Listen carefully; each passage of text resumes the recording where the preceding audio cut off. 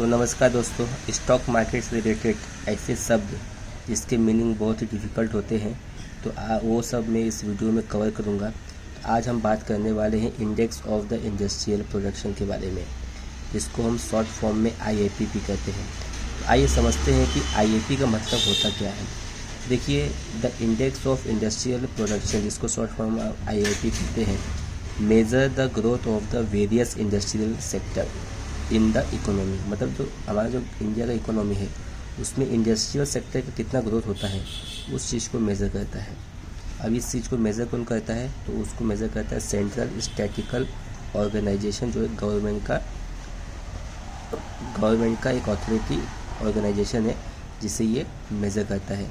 और ये इसे कैलकुलेट कर करके पब्लिश करता है मंथली बेसिस पे। मंथली बेसिस मतलब कि मान लीजिए कि मई मंथ में किसी कंपनी का प्रोडक्शन 5 यूनिट हुआ और जून में 6 यूनिट हुआ, तो इसका जो ग्रोथ निकालेगा वो उसको पब्लिश करेगा सेंट्रल स्टैटिस्टिकल ऑर्गेनाइजेशन।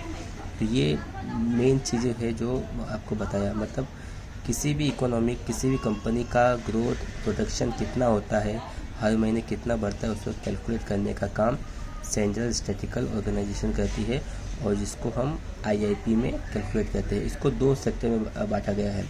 एक बोर्ड सेक्टर यानी जो उद्यमी सेक्टर होते हैं, जैसे कि माइनिंग यानी खनन करना, मैन्युफैक्चरिंग जो कुछ नया मैन्युफैक्चरिंग करते रहते हैं, इलेक्ट्रिसिटी का जो ये अनयूजेबल चीज़ होती है उसमें जी कितना ग्रोथ हुआ है उस चीज़ को IIP के द्वारा कैलकुलेट किया जाता है।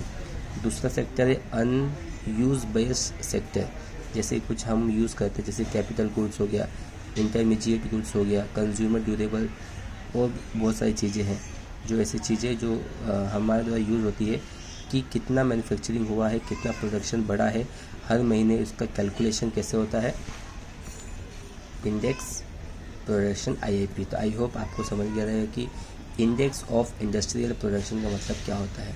तो स्टॉक मार्केट से जुड़े शब्दों को जानने के लिए फॉलो कीजिए इन्वेस्टर जी।